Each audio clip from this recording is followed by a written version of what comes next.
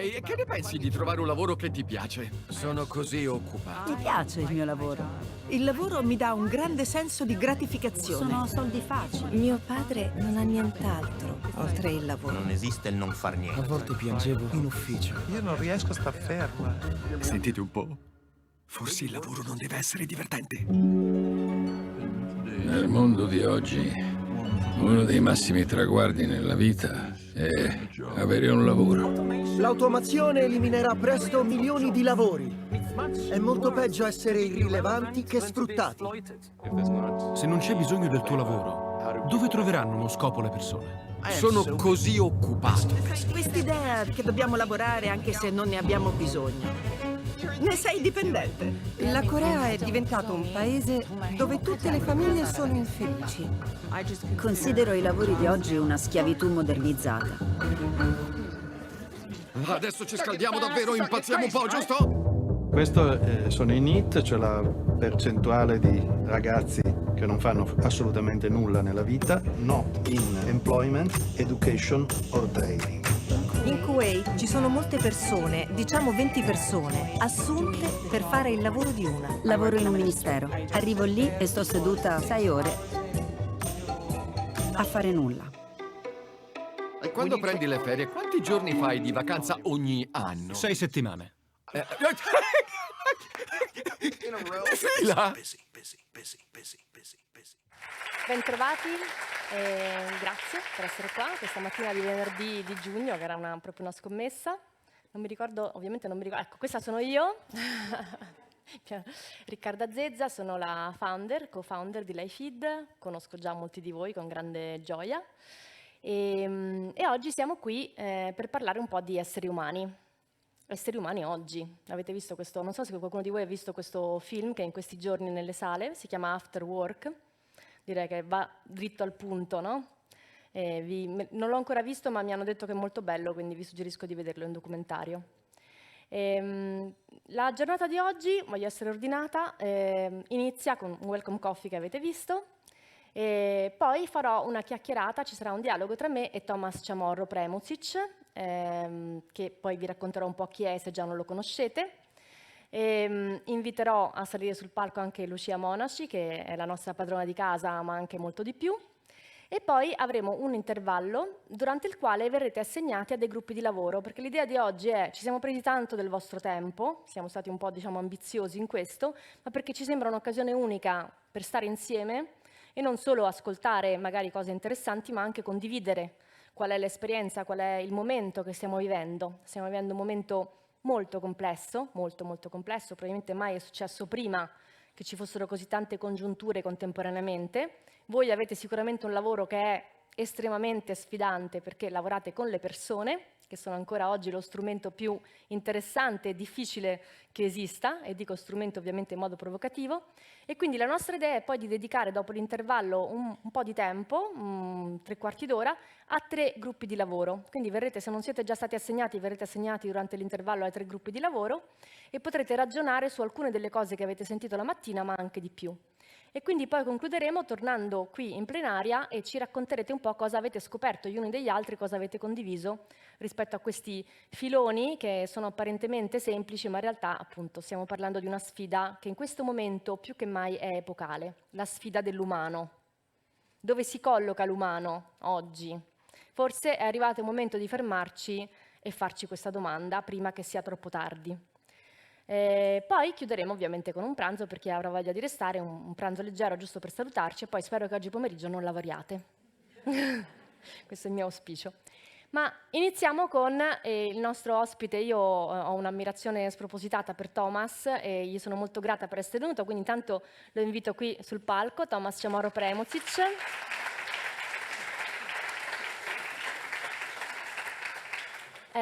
Tomas parlerà in inglese, gli ho chiesto di parlare lentamente, ma capisce l'italiano, quindi quando ci sarà spazio anche per fargli delle domande, quindi spero che potrete sfruttare l'occasione perché dà delle risposte interessanti di solito e non scontate, quindi l'obiettivo oggi è di non dirci niente di scontato. Non diciamoci niente di scontato perché il tempo è prezioso, l'attenzione è sempre più preziosa anche lei, quindi cerchiamo di non dirci cose scontate e secondo me Tomas è la persona giusta. quindi ci saranno domande e potete farle in italiano e lui risponderà lentamente in inglese. E vi voglio dire velocemente chi è Thomas. Sapete che io sono, non so se lo sapete, ma io sono fissata con l'identità. Io ho questa cosa per cui dico, ma com'è possibile che noi ci buttiamo sempre subito tutti in quel che facciamo, senza mai prima fermarci a domandarci ma chi siamo? E allora chi è Thomas? Questo è un pezzo di Wikipedia che mi fa molto ridere perché dice anche come si pronuncia il suo nome. Cioè, quindi accanto a Thomas Mauro Premuti c'è la litterazione, delle lettere stranissime, e qui è solo un pezzetto di quello che lui fa, per cui lui è uno psicologo del lavoro, è il capo dell'innovazione di manpower a livello mondo, è professore in un sacco di università, è un pensatore, un filosofo, è un cinico, secondo me anche leggermente, è un padre, ma insomma ha scritto diversi libri. Il più famoso probabilmente il primo, nonché quello che mi ha portato a conoscerlo, per come mai così tanti uomini incompetenti diventano leader. Punto di domanda, su cui lui ha raccolto dati interessanti e spiega proprio la ragione dietro questo fenomeno con dei dati e spiega anche perché se si riuscisse a risolvere questo fenomeno il mondo sarebbe un posto migliore per tutti, quindi è molto interessante. Ma l'ultimo suo libro è questo in celeste che vedete, I Human, di cui vi abbiamo mandato un piccolo estratto grazie a un suo regalo, di cui parleremo anche oggi. Ma soprattutto, visto che lui è così tante cose, io vorrei presentarvelo a modo mio.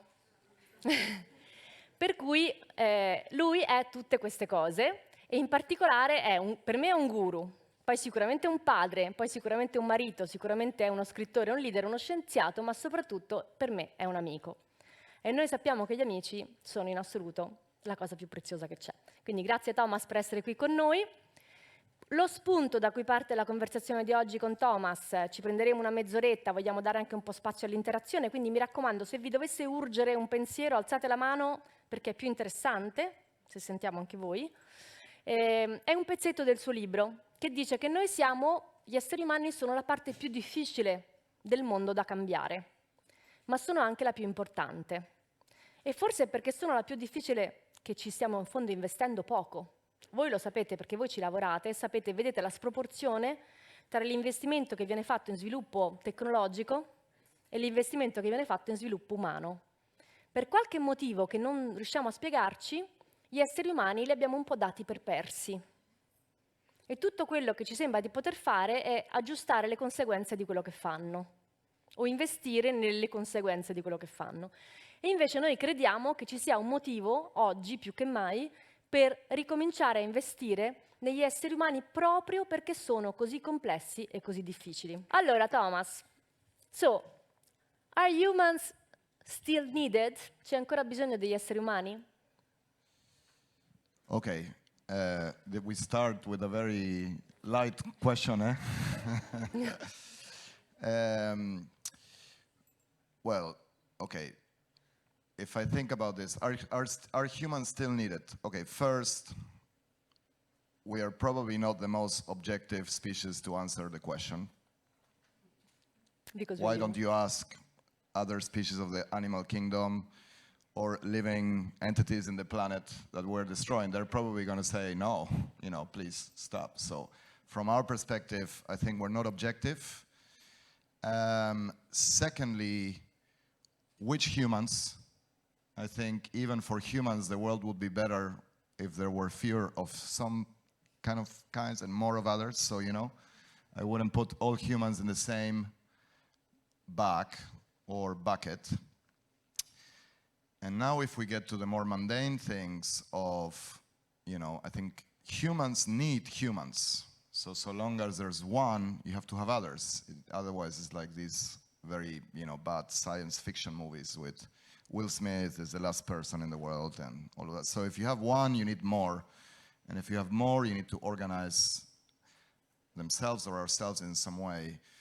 And I would say that at the very tactical and concrete level of what you probably meant with the question, which is, do we need humans at work or humans in the loop? Today, yes. I mean, there's, very boring, but again, factual statistics. Since the digital revolution started in the late 90s, unemployment levels have decreased pretty systematically everywhere. job openings have increased. So, you know, technology destroys very, very few jobs.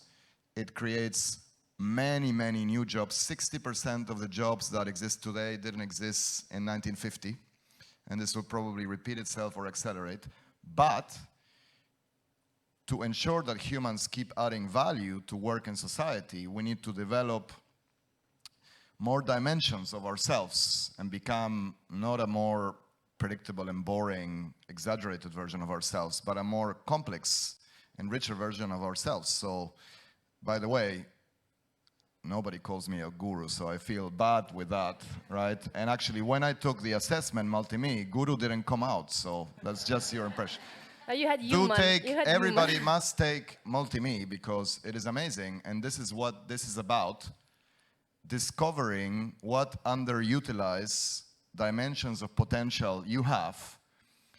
Now they're going to be very important because what got you here won't get you there. And in order to adapt to the exciting new future of work, you need to use all the tools in your toolkit, including, you know, your friendship competencies, your father or mother or parental competencies.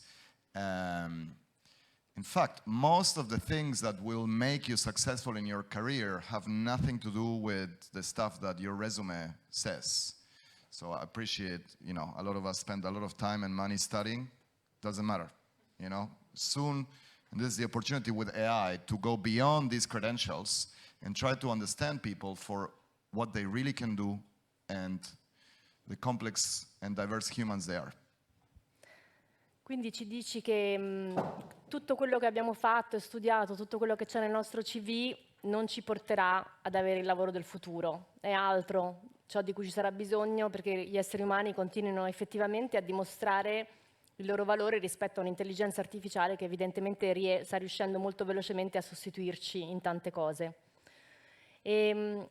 Ma gli esseri umani hanno un problema, sono molto complessi, molto complessi.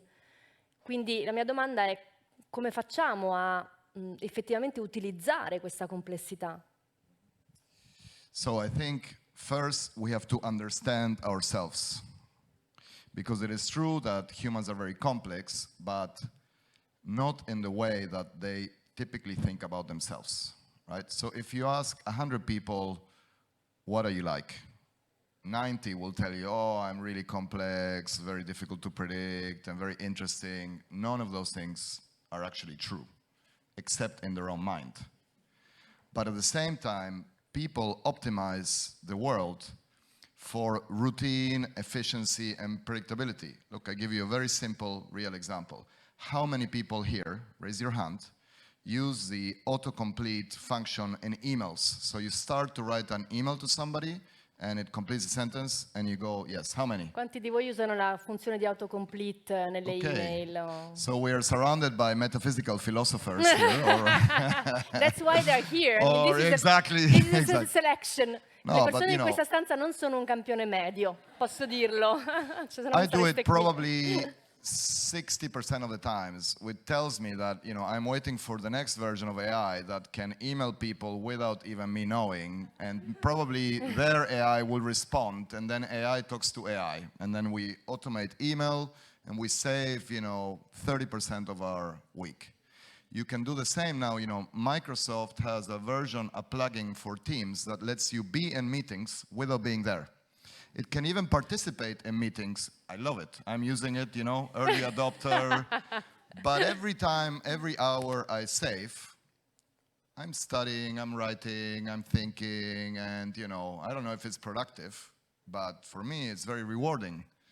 And my interventions, when I talk to humans, are analog interventions in the real world. So, look, it's complex to understand people, and it's very difficult to do it without tools, which is why you need good assessments, why AI.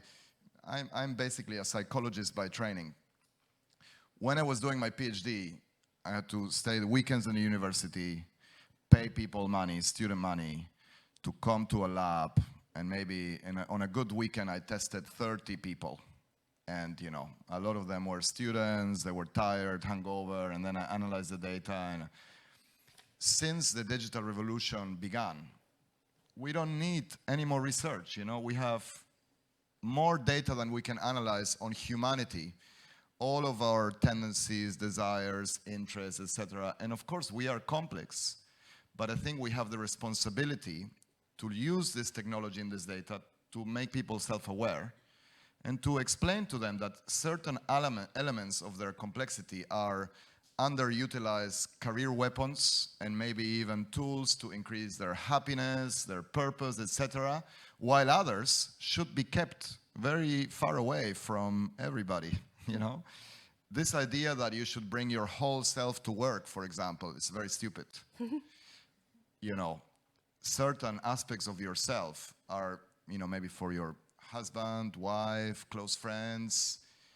We need to train ourselves to strategically leverage the right aspects of our identity and our personality in the right places.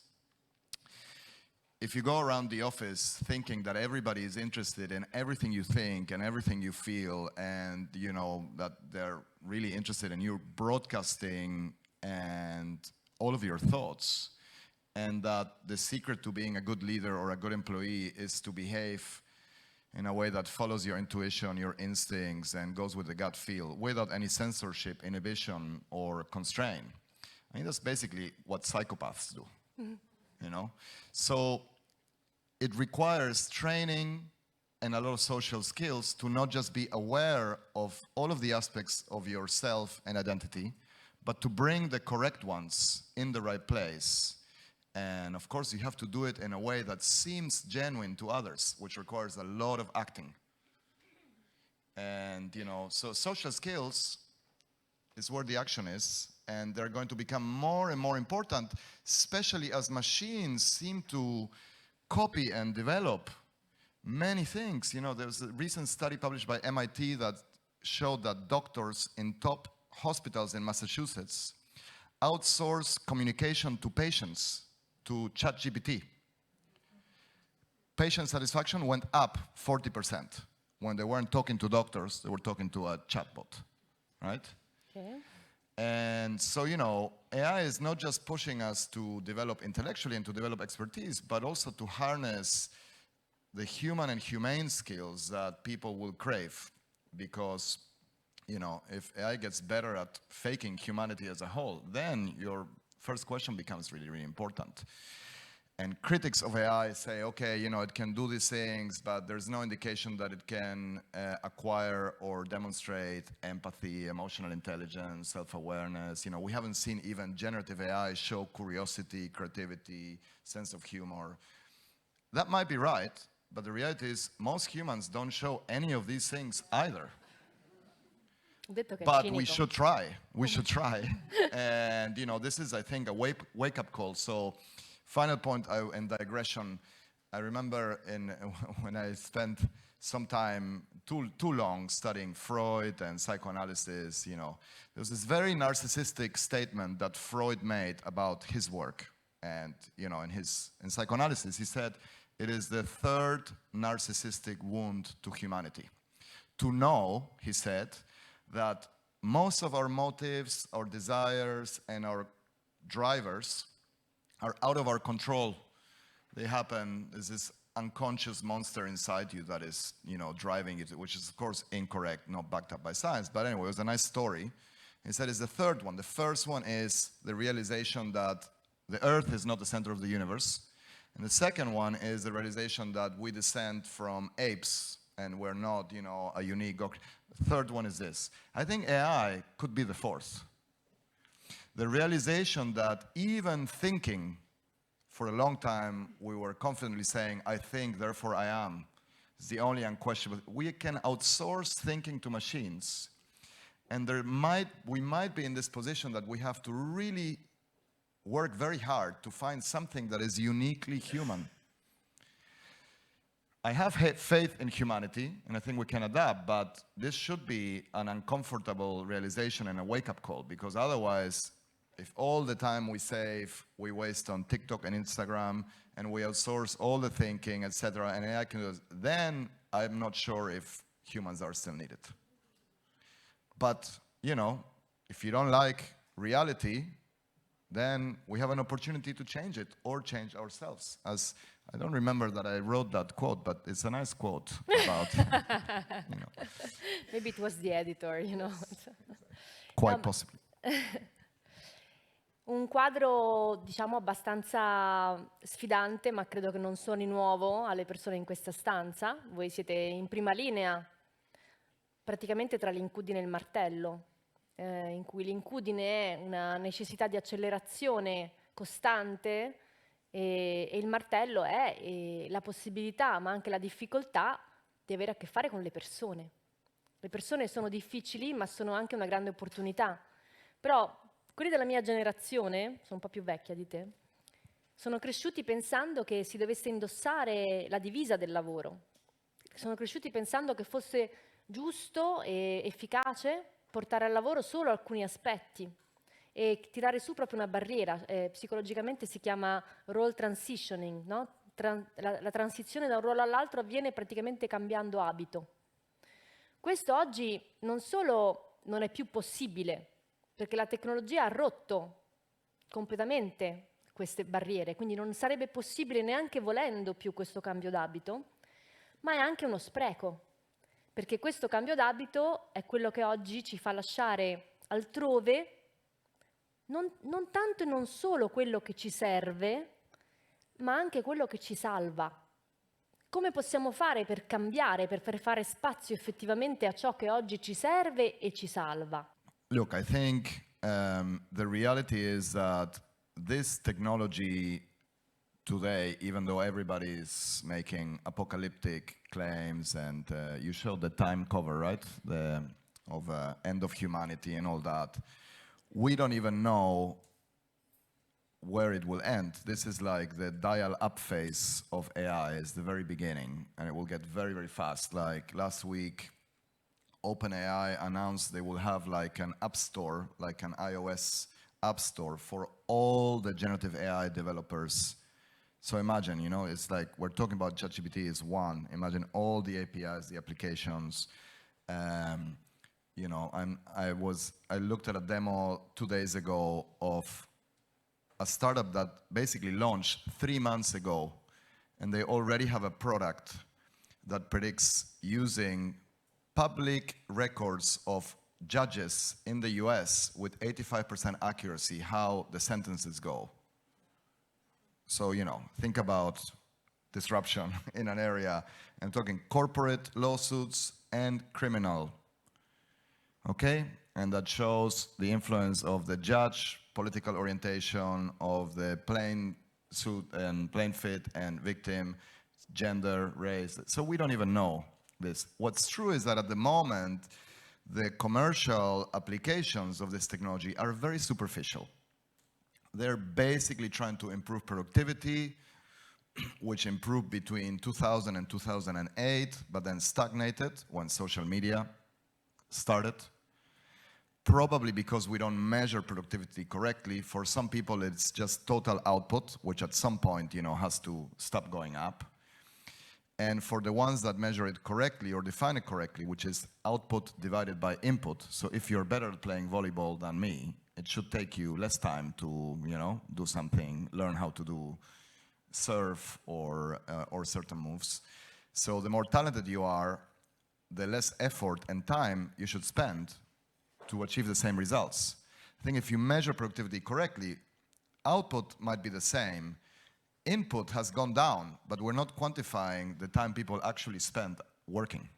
We measure the time they are pretending to work, or the time that they're supposed to be working, or the time we pay them to work, which is why experiments of the 4-day week are so controversial. Because people are like, yeah, but then, you know, why should I pay you?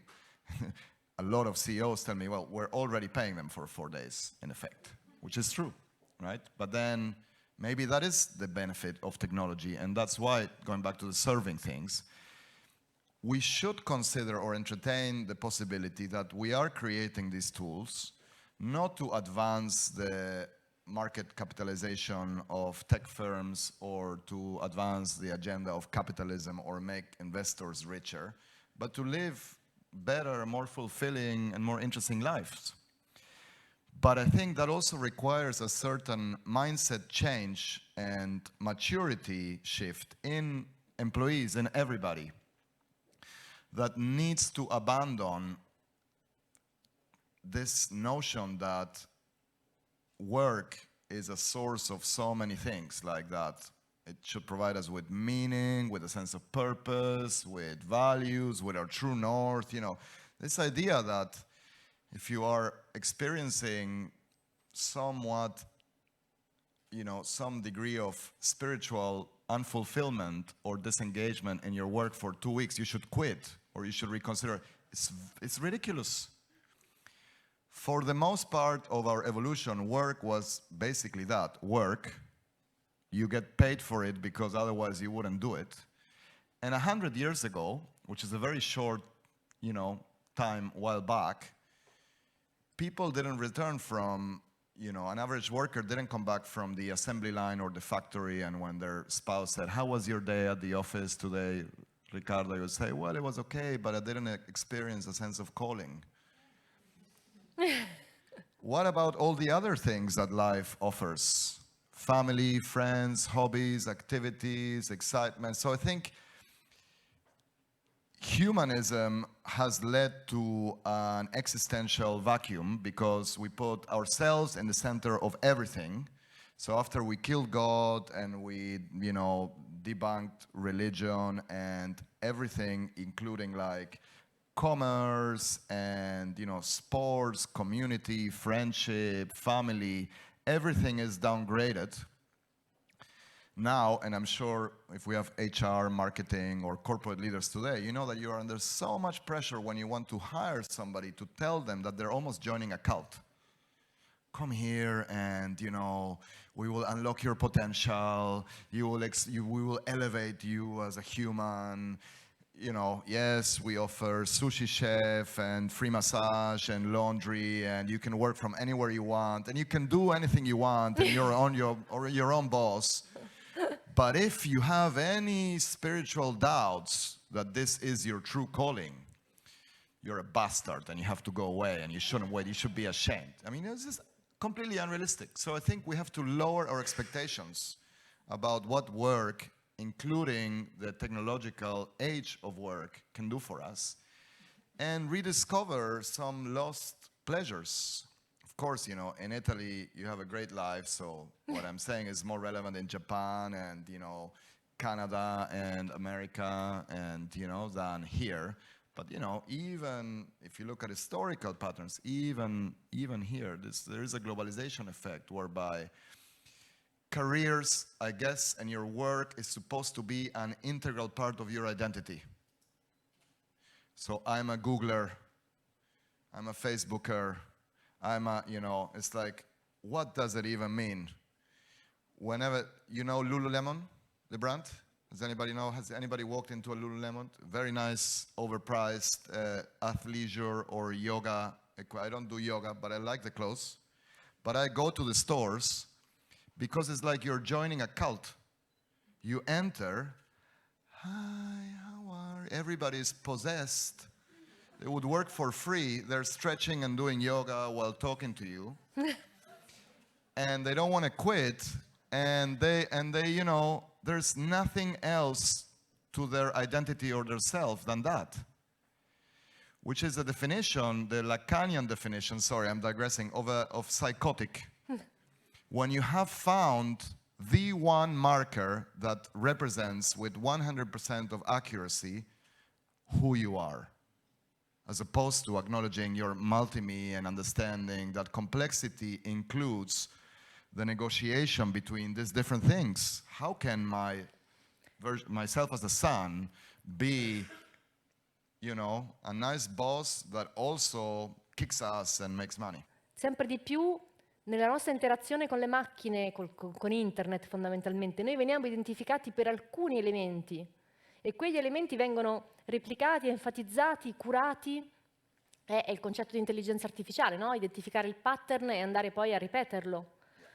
Quindi in questo essere molte cose che ha un beneficio, in realtà noi stiamo combattendo contro qualcosa di la cosiddetta automatizzazione. Come facciamo? Yeah. So you're right, but this happens because AI, which is just, computer code, but the way that these algorithms are optimized is, they're very efficient at exploiting our laziness. This is why, things that should be very complex, like your political beliefs and ideology and orientation, right? It would require you a big time investment to read, understand, talk, etc. It's a lot faster and easier to just say, okay, I'm going to let myself and technology define myself in this specific way, and therefore I will only consume articles, news, stories, and relate to people that are exactly in that, and you basically minimize cognitive dissonance and conflict to your system of beliefs. So the trick that AI engages in, there's a chapter on this, which is almost like a jiu-jitsu move, is to basically standardize our behaviors. Again, going back to whenever I'm too lazy to write to you the email and doing that, I trade off gains in efficiency for complexity.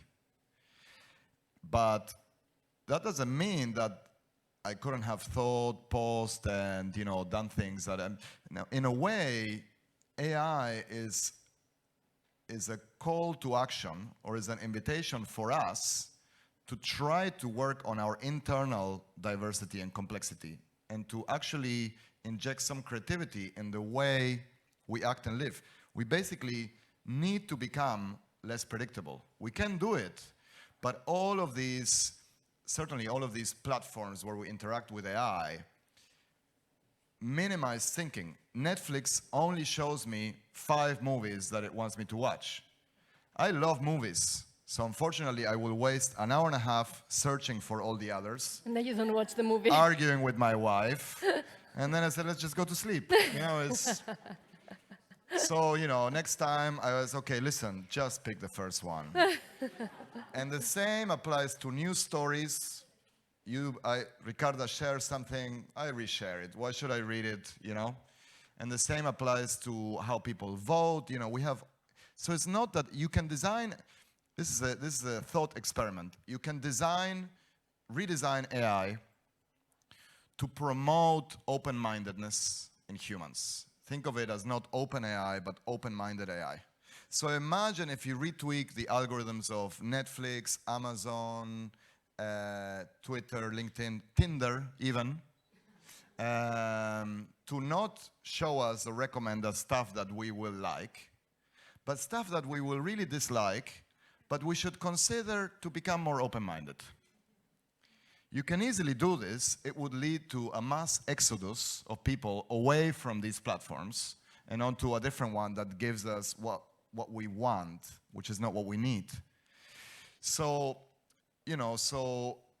we basically love our biases. We are very proud of our biases, and AI is very good at shielding us from any information that contradicts or refutes or question our biases. That's why we love it. And that's why if you change the settings of your Twitter feed, or you start, so whenever I'm in the US in the Midwest, I make a point before going to sleep of putting certain news channels that are at the complete opposite side of my political spectrum. It's very traumatic and disturbing, and then I fall asleep, but I have nightmares, and but it's a very important exercise. How many people do you think, what percentage of the population identifies as open-minded? In surveys, you ask people, are you open-minded? Yes or no? All of them. 95%. Probably the 5% that don't are more open-minded. And what is the only common characteristic that open-minded have? They all hang out with people who are exactly like them. you know? So AI is very efficient and effective at exploiting this weakness that we have, but we can fight it, and we should. And I think there are career benefits. We were talking just before about how much easier it is for a manager to hire people that are exactly like them. First of all, they're all the same, so if one person likes something, they all do. Secondly, it's like the best subliminal narcissistic tribute you can pay to yourself. How is your team? They are amazing. And this person especially is really, really good, my successor, but they're like your mini-me, not multi-me, your mini-me. So imagine you start to really think about introducing diversity and inclusion, and we have here, you know, a good, I'm seeing the DE&I slide there that Lucia is going to talk about. It's such a problem. Like, I really mean, no, I don't mean like gender balance, or I mean people from different social class. I want somebody who really loves Trump and somebody who really loves Biden to work together, and Bernie Sanders. I want people who disagree on guns, veganism, abortion, because I want a very diverse team. And I want, you know, cognitive diversity and culture add-on is, I don't think the best manager in the world today can get this group of people to collaborate. At most, I mean, they will spend 90% of the time eliminating violence and attacks, you know. There wouldn't be microaggressions. There will be, somebody would get shot. We know who would shoot of this group, right? So it's a lot easier to just hire on your own image and don't disrupt the status quo. But leadership is having an argument with the status quo. Good leaders need to work out how to do it, and that's why the complexity is there. And I know I didn't answer your question, but I wanted to get this out of my chest. Penso che questa sia un'introduzione perfetta per la nostra ospite, anzi la nostra padrona di casa, Lucia Monaci. Voi sapete che l'IFID non esisterebbe se non ci foste voi, se non ci fossero le aziende in cui persone come Lucia, come Serena, che anche qui ringrazio per essere qui, Serena Devena, anche lei di Unicredit, persone come voi che hanno il coraggio di fare cose radicalmente nuove. L'innovazione ha un costo altissimo, non solo per chi la produce, ma anche per chi la sperimenta. E se non lo sapevo 8 anni fa, adesso lo so benissimo. E quindi non esisterebbe l'innovazione se non ci fossero organizzazioni che la abbracciano e la provano a proprio rischio e pericolo. Ma il rischio e pericolo non è tanto perché l'innovazione in sé è pericolosa, ma è perché è molto difficile portarla dentro le organizzazioni. Le organizzazioni hanno bisogno di innovarsi, ma al tempo stesso resistono in modo naturale, e un po' l'abbiamo capito perché, al cambiamento. Quindi per me tutti i nostri clienti sono alleati e io sono pronta a fare qualunque cosa per voi, perché non esisterebbe quello che riusciamo a fare se non ci foste voi. E Lucia è la nostra padrona di casa, è la persona con cui in questi anni abbiamo fatto tante cose, ci siamo ritrovate poi l'anno scorso lei nel nuovo ruolo di Head of Development Italy and E&I. Complicato, complicatissimo, complicatissimo. Semplicemente Lucia. Esatto, e io le ho chiesto di raccontarci un po' in che modo loro stanno effettivamente indirizzando la complessità del momento in un'azienda come Unicredit che è come una piccola nazione. Quanti dipendenti ha? In Italia siamo 34.000. 34.000 appunto, quindi un paese.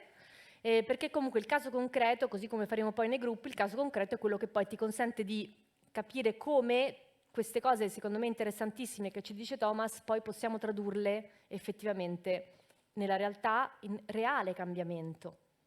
Quello che lui ci ha detto, io in parte sono d'accordo, in parte disaccordo, ed è per questo anche che è bello il dialogo tra me e lui, nel senso che voi avete colto una leggera differenza, forse, non lo so. Io la vedo, ma mi piace. Cioè è importante, noi due dibattiamo e non siamo sempre d'accordo su tutto, ma è in questo essere in disaccordo che andiamo avanti e impariamo l'uno dall'altro. Quindi Lucia, grazie. Grazie a voi di essere qui, siamo molto contenti di avervi oggi qui nelle nostre sale, in questa bellissima sala. Grazie per questo bel dibattito, è stato veramente molto stimolante, molto interessante. E devo dire che mi dà un po' l'occasione di collegarmi alle cose che stiamo facendo, ma partendo da uno dei tantissimi aspetti che avete toccato, perché non c'era stato soltanto uno interessante, però quello che forse oggi a me ha toccato un po' di più è come faccio a portare in azienda chi sono? Perché portare in azienda chi siamo veramente non è facile. È difficilissimo e come dicevano loro prima, la pandemia ci ha dato anche questa occasione, l'occasione di mostrarci a 360 gradi, con le nostre fragilità, con le nostre debolezze e con le nostre beltà anche. Io ricordo ancora la prima volta che ero in una call e mia figlia, che era piccolissima, eravamo in casa da sole, iniziò a piangere. Ero in una call con i miei capi. Ero molto imbarazzata, moltissimo imbarazzata, mi sentivo molto a disagio e quasi molto in affanno, non sapevo come gestire quella situazione. Dopodiché semplicemente è accaduto perché non potevo evitarlo in alcun modo. Lei era lì, era nello schermo e stava piangendo, non aveva neanche 2 anni e c'ero soltanto io in casa e quindi l'ho dovuta mostrare. E quindi ho mostrato me stessa e in quel momento ho pensato di mostrare una fragilità. Invece poi ho capito che non stavo mostrando una fragilità, ma anzi una parte molto importante di me e di quello che stavo diventando, perché mia figlia mi ha dato l'opportunità di essere quello che sono oggi. Per cui, ecco, volevo partire da questo perché portare chi siamo è una grande trasformazione, è un viaggio lunghissimo, secondo me siamo soltanto agli esordi e noi abbiamo iniziato questo viaggio in azienda, l'abbiamo iniziato anche grazie ad alcuni strumenti che abbiamo introdotto grazie a Riccardo e alla sua azienda e stiamo dando la possibilità alle persone di scoprire chi sono, di scoprirlo attraverso i loro talenti. Le abbiamo fatto una domanda ai nostri circa 18.000 dipendenti. Abbiamo lanciato un pilota con Serena, ridiamo sempre perché quando diciamo che abbiamo lanciato un pilota, insomma, fa un po' sorridere, 18.000 persone sono veramente tante, però l'abbiamo definito un pilota perché siamo state molto coraggiose e quindi abbiamo chiesto alle nostre persone di mettersi in gioco e di scoprire i loro talenti. E perché l'abbiamo fatto? Perché riteniamo che la gestione dei talenti, così come abbiamo fatto fino ad oggi, non sia più sufficiente, non sia più l'unica soluzione possibile. Concentrarsi su pochi individui all'interno di un'organizzazione che possano essere la nostra pipeline per le posizioni apicali di leadership non è più sufficiente. Dobbiamo trovare un modo per coinvolgere tutti in azienda e quindi dare a tutti la possibilità di conoscere, identificare i propri talenti e portarli all'interno dell'organizzazione. Certamente è un regalo che facciamo alle nostre persone perché scoprono dei talenti non soltanto sul mondo del lavoro, ma in tutti i ruoli che le persone ricoprono nella propria vita. E il regalo che ci possono fare, che ci possiamo fare, è quello eventualmente di condividerli e quindi utilizzarli anche nel ruolo lavorativo che ricoprono. E è questo che le nostre persone stanno facendo. Su 18.000 si sono messi in gioco tantissimi, più di 8.000.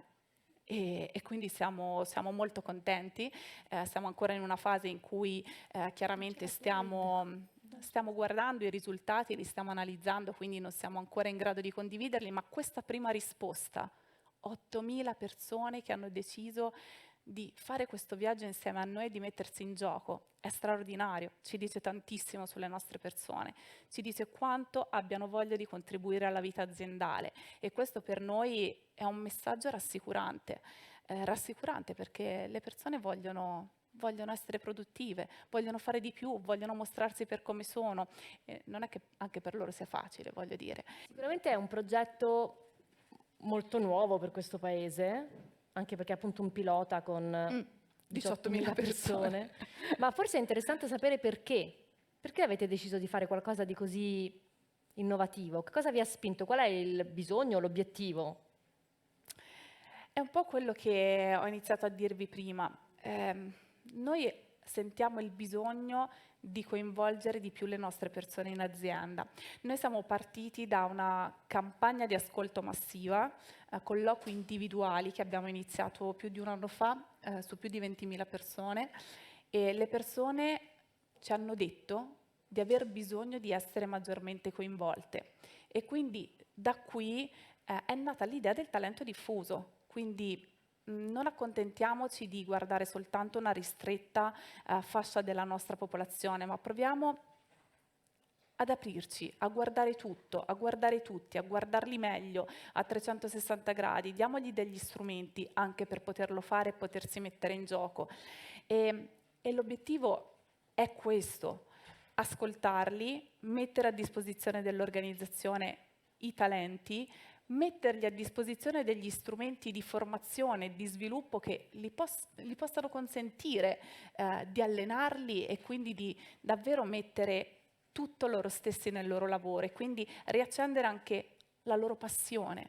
Perché i dati ce lo dicono oggi, che la passione delle persone e l'engagement sul lavoro è piuttosto basso e in Italia siamo messi veramente molto male, per cui ci sentivamo in dovere di fare qualcosa per le nostre persone e la risposta, come vi ho detto, è stata pazzesca. Le persone hanno deciso di mettersi in gioco, di guardare i loro talenti, di raccontarci in che modo utilizzano i loro talenti nel loro ruolo, nel mondo del lavoro e hanno condiviso con noi proprio delle loro buone pratiche, in che modo semplicemente tutti i giorni metto a disposizione dell'organizzazione il mio talento per arrivare all'obiettivo e ci stanno sorprendendo tantissimo.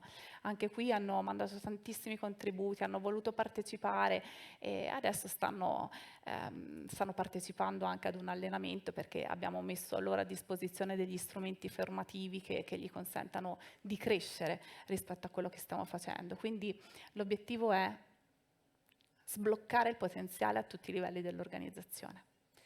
Qui probabilmente dove la tecnologia è una potente alleata, e Thomas un po' l'ha detto questo, ha detto dipende da come la guardiamo la tecnologia, può essere un'avversaria, può essere una minaccia, oppure può effettivamente consentirci di raggiungere 18.000 persone, 8.000 persone in una settimana e ognuna di loro ha potuto fare un'esperienza molto individuale e questo ce lo consente la tecnologia.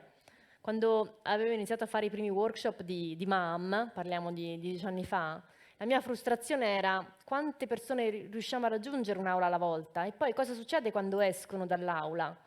No, perché poi uno magari fa un'esperienza immersiva, ma poi il giorno dopo torna nel suo ambiente naturale e quella cosa rimane isolata, rimane un'esperienza isolata.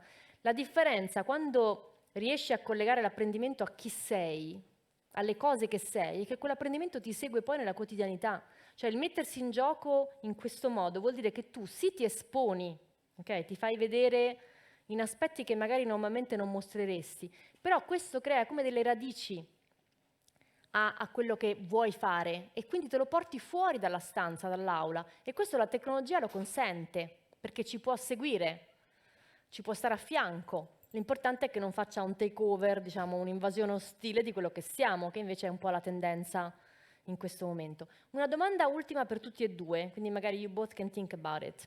We will have now workshops, faremo 3 gruppi di lavoro con 3 tematiche. Non abbiamo scelto tematiche particolarmente originali, abbiamo scelto 3 tematiche che sono quelle che poi occupano fondamentalmente le nostre giornate, che sono il benessere, il well-being delle persone, quindi perché, una domanda che sembra banale, perché è importante che le persone stiano bene? Sì, siamo qui a farci questa domanda, è incredibile, ma è così? No, non c'è, adesso lo mettiamo fuori. Mettiamo fuori, sì, Ops, sono andata su... Okay. Poi facciamo un gruppo di lavoro sulla cosiddetta DEI, che noi chiamiamo identità, perché poi alla fine se si pensa all'identità, diversity, equity and inclusion, riguardano tutte le identità, e se guardiamo l'identità trovi sempre almeno un livello in comune tra tutti, questa è la meraviglia dell'essere umano, quindi anche qui che impatto sta avendo, avrà la tecnologia, in che modo possiamo continuare a lavorare su well-being e engagement, su DEI e identità, ma anche sul concetto, altro concetto fortissimo in questo periodo, i talenti e la sostenibilità. Ecco, sono 3 temoni, faremo 3 tavoli in cui metteremo magari un po' in comune sia le sfide che le buone pratiche. E la mia domanda, my question for you is, how will AI impact? How do you think, this is for Thomas more, because I guess Lucia o AI.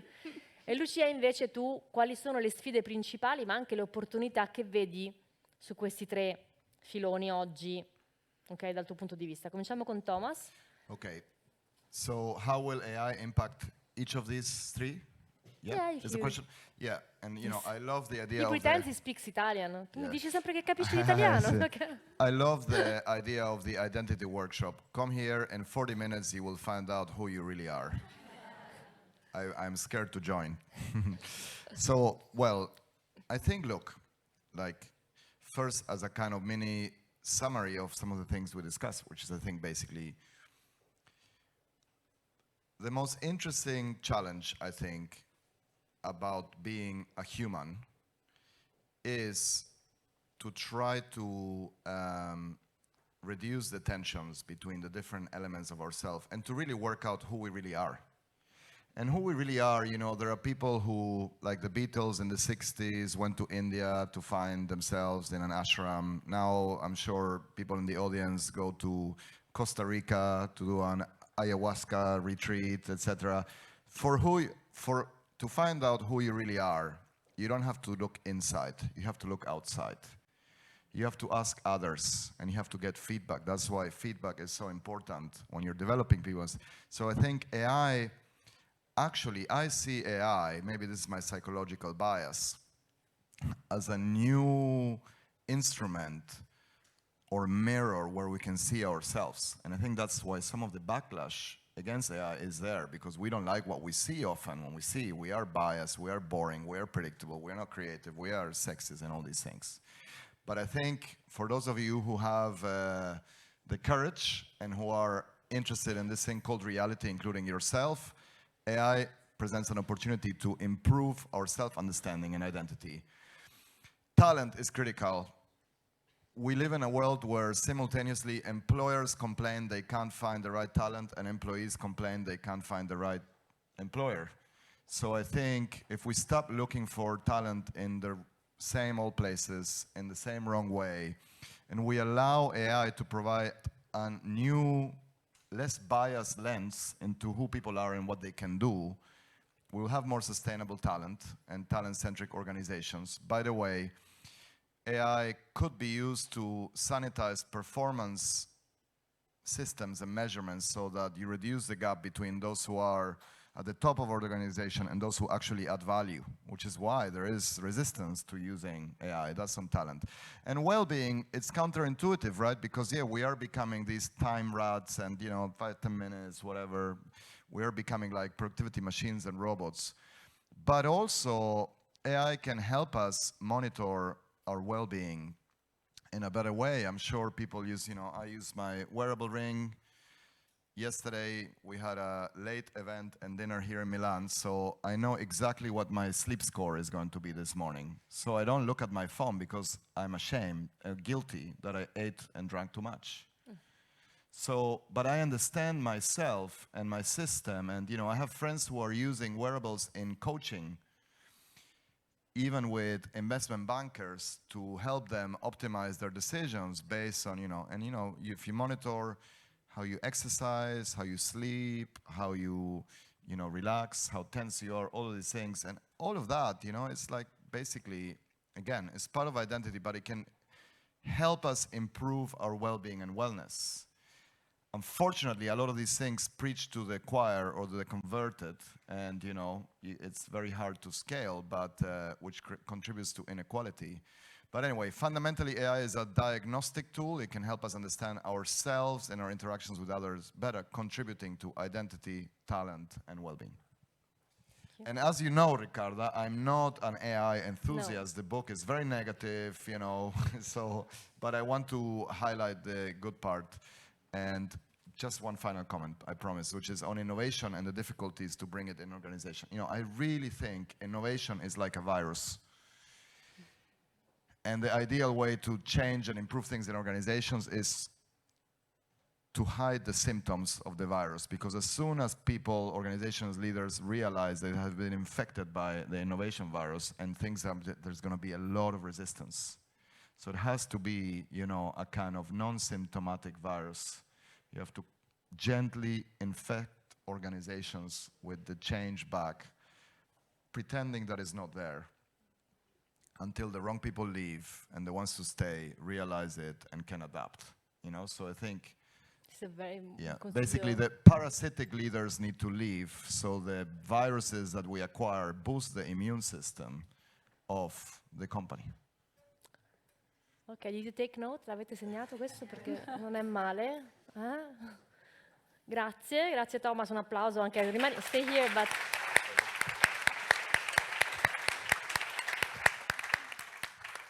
E ora ora il facile compito di... Esatto, il facilissimo compito, grazie Thomas, grazie Riccardo. No, il tuo punto sul virus è molto, molto interessante. E davvero devo dire, agganciandomi un po' a questa cosa, che la vera sfida all'interno delle aziende in questo momento penso che sia anche creare dei nuovi paradigmi che siano sostenibili e che davvero pervadano le organizzazioni e quindi diventino dei veri e propri movimenti e quindi non soltanto dei progetti stand alone come quello che vi ho appena raccontato, che per noi non è soltanto un progetto evidentemente, ma è proprio un nuovo paradigma che deve permeare all'interno dell'organizzazione. Una delle sfide oggi su questi 3 filoni che io vedo, almeno all'interno della mia azienda, è anche legato alle generazioni. In che modo possiamo rispondere ai bisogni di tutte le generazioni che abbiamo in azienda e soprattutto di quelle più giovani che ovviamente conosciamo meno bene e che quindi dobbiamo ascoltare molto di più e con strumenti diversi, perché gli strumenti del passato con loro non funzionano, quindi anche noi ci dobbiamo un po' reinventare e metterci in gioco nel nostro ruolo. Secondo me la sfida è proprio quella, cioè chi di noi viene da un percorso tradizionale, e anche io mi metto tra quelle persone perché vengo anche io da un percorso tradizionale, deve mettere in discussione gli strumenti del passato e avere il coraggio di abbracciare dei nuovi strumenti, delle nuove modalità e ascoltare molto di più le persone, aprirci molto di più, perché soltanto ascoltandoli possiamo veramente focalizzarci e trovare degli strumenti che possono funzionare con loro, addirittura crearli con loro. È l'unico modo, a mio avviso, per abbracciare le sfide che abbiamo su questi 3 filoni. E quando parliamo in particolare di D&I, visto che sono il D&I manager per l'Italia, quindi mi sento in dovere di dire qualcosa di più, ecco, sul tema della D&I davvero lo dobbiamo guardare sempre più come inclusione e quindi non soltanto io sono una minoranza rispetto ad una determinata categoria, ma in che modo io posso includermi all'interno di tutte le diversità, quindi quasi superare il tema delle diversità in qualche modo. È anche un tema di linguaggio. Il linguaggio deve cambiare, deve necessariamente adeguarsi al contesto attuale e sul linguaggio credo che ci sia molto da fare perché il linguaggio è uno dei veicoli per la trasformazione culturale, in questo ci credo fermamente. Grazie. Grazie. Allora, Lucia hai detto una parola che secondo me è interessante, che è sostenibilità, perché la sostenibilità fino ad ora noi l'abbiamo pensata soprattutto in termini ambientali. È relativamente poco tempo che parliamo di sostenibilità in ambito umano e un po' le ragioni ce le siamo spiegate questa mattina, secondo me, perché paradossalmente l'essere umano è ancora più complesso dell'ambiente.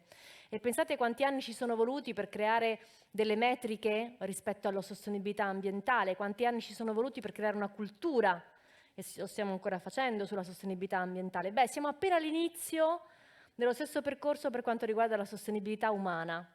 E noi in questa stanza siamo tra quelli che sono attori di questo processo. Noi stiamo immaginando, inventando nuovi linguaggi, nuove metriche che ci parlino di che cos'è la sostenibilità umana e perché è tanto importante quanto quella ambientale, se non altro perché è l'essere umano che ha un impatto sull'ambiente. E quindi se ci fosse più sostenibilità umana magari ci sarebbe meno bisogno di riparare a livello di sostenibilità ambientale. Quando vediamo queste 3 tematiche, ognuna di per sé è già enorme, ma anche sappiamo benissimo che non sono affatto separate. Cioè non si può parlare di well-being o di engagement senza parlare di diversità e inclusione, e non si può parlare di talenti senza parlare di well-being. È un po' come i ministeri, no? Non puoi separare quello della famiglia da quello del lavoro, da quello della scuola. Cioè è ridicolo pensare di poterlo fare, ma certo dobbiamo farlo perché poi esistono i budget, esistono le funzioni, esistono i piani. Però in realtà io so che in ogni tavolo si parlerà di ognuna di queste cose perché si parla di esseri umani.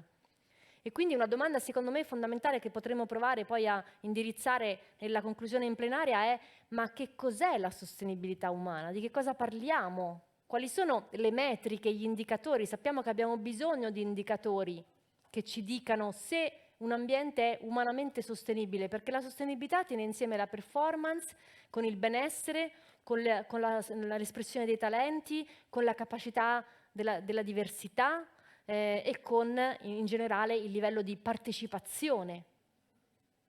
Tutto questo è sostenibilità, quindi la sostenibilità è come il grande perimetro e non esiste oggi. Oggi non esiste una definizione chiara di sostenibilità umana, pensate quanto bisogno ne abbiamo. Ed è la nostra generazione di lavoratori, secondo me, e voi, le vostre funzioni che hanno questo compito oggi di creare questa definizione per le generazioni future. È l'inizio di un cammino in cui noi siamo affiancati dalla tecnologia. Da una parte dobbiamo provare a reagire a questo tentativo di ingegnerizzazione della serendipità, si chiama così il paragrafo di Thomas da cui ho tratto quel pezzo, ma dall'altra dobbiamo essere in grado di usare al meglio la tecnologia proprio perché la tecnologia è capace di catturare la complessità umana se usata nel modo giusto. Ringrazio tantissimo Lucia e Thomas.